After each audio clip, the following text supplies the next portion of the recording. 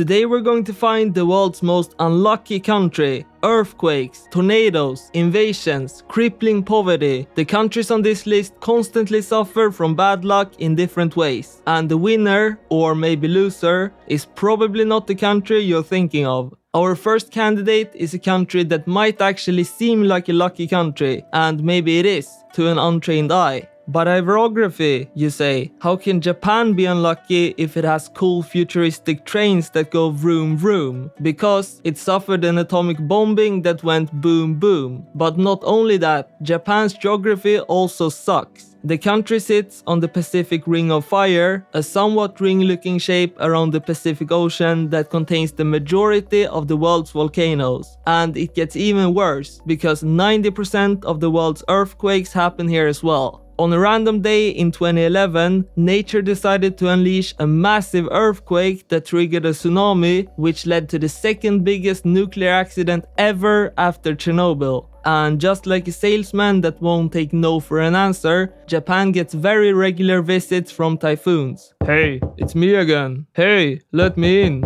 Even though I only have one eye, I can still see that you're in there. But on the upside, Japan is an island nation which historically has protected it from invasions. The same thing can't be said about the next country, which is about as protected as a snowball lying out in the hot sun. Poland is a country in Central Europe, placed between two historical superpowers, Germany and Russia. If you're stuck in a dangerous neighborhood like this, you would probably at least want some mountains or something to protect yourself. But most of Poland's land is unfortunately flat. It has therefore been invaded by everyone and their grandma. And in the late 1700s, Poland became no land because it got divided up by other countries and erased from the map for over 100 years. Soon after Poland finally reappeared on the map again, a certain Austrian painter decided to invade. And if that wasn't bad enough, Poland was then under Soviet control for over 40 years. But at least Poland hasn't been described as a failed state controlled by gangs. I would personally hate to be as unlucky as Haiti,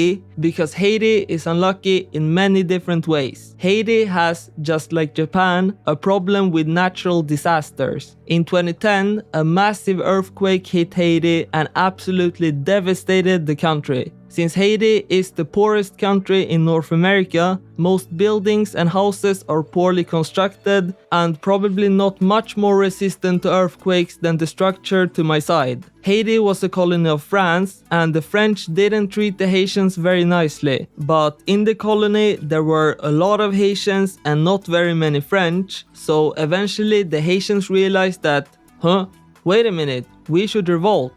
They had a revolution, and in the early 1800s they became the first country ever to be founded by formerly enslaved people. But unlike in the fairy tales where they live happily ever after, the revolution in Haiti's case was very violent and a lot of both Haitians and French died. But then the French came back with warships and demanded that Haiti pay reparations to France for the profits that the French plantation owners had lost out on. Wow, that is seriously not cool of you, France. But you do have the warships. Yes, I do indeed have the warships. So I guess I have to pay. And I wouldn't say things are much better in modern times because Haiti has a huge problem with criminal gangs. The gangs control most of the capital and the whole situation is a huge mess. Too difficult for me to wrap my head around. But while Haiti might partly be controlled by criminal gangs, it's at least not underwater like Bangladesh.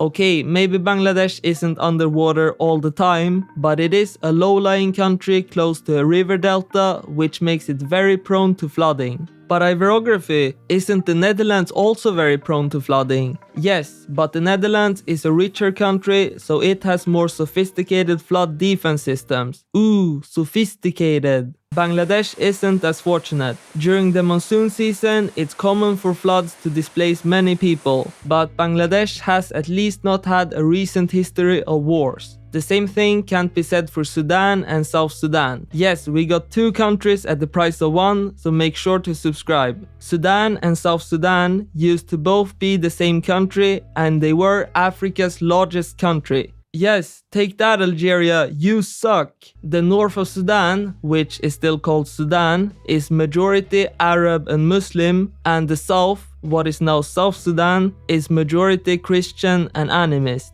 We want more autonomy, said the South, and it eventually led to 2 long civil wars before South Sudan finally became independent in 2011. You are the biggest country now, Algeria. Sorry for saying that you sucked earlier. And worse than losing the title of being the biggest country is how much the wars have devastated the 2 countries. Unfortunately for the people living in Sudan and South Sudan, there are still ongoing conflicts in both of the countries. And on the Fragile State Index, both countries rank really high, which, just to clarify, you don't want to be high on this index. But the next country is, in my opinion, the most unlucky, and I'll tell you why. The unluckiest country is the Democratic Republic of the Congo. But don't be fooled by the name. There is nothing democratic about the Democratic Republic of the Congo. Almost nothing, at least. If you were an alien who knew nothing about Earth, you would probably think that Congo is one of the richest countries. But why would you think that?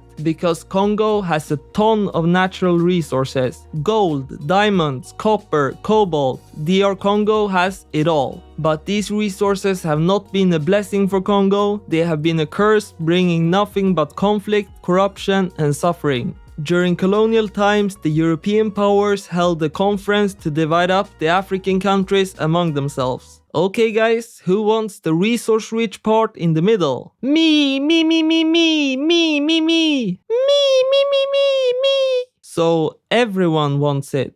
But the European powers didn't want any one of them to be too powerful, so when King Leopold II of Belgium wanted the Congo for himself so that he could, quote-unquote, bring civilization to the people of the Congo, they let him. I guess Leopold can have the Congo.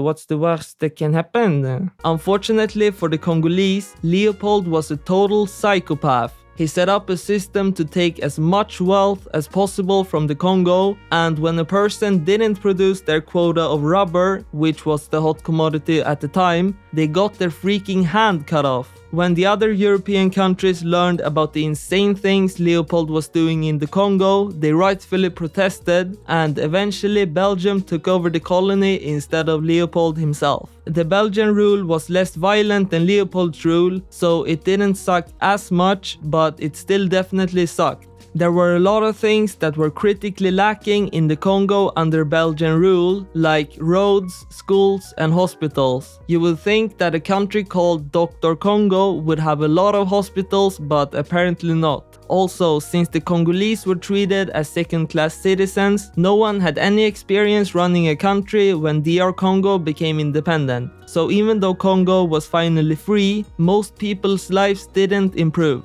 There was violence, corruption, poverty, and things still sucked. And in 1998, this very unlucky country became even more unlucky. It was time for the Second Congo War. What was the Second Congo War? It's called Africa's World War, and it was the deadliest war since World War II. The president of the DRC, Joseph Kabila, falls out with his former allies Rwanda and Uganda. I liked you guys before, but not anymore. There, now send. Rwanda and Uganda therefore support rebel groups to overthrow him. Kabila asks for help from Angola, Zimbabwe, and Namibia. The war eventually involved 9 countries and 25 armed groups and was massively devastating for the Congolese. Today, life in the DRC is still difficult for most people, with most Congolese living in poverty. And there is the Kivu conflict in eastern Congo that is still going on, so things are still quite bad.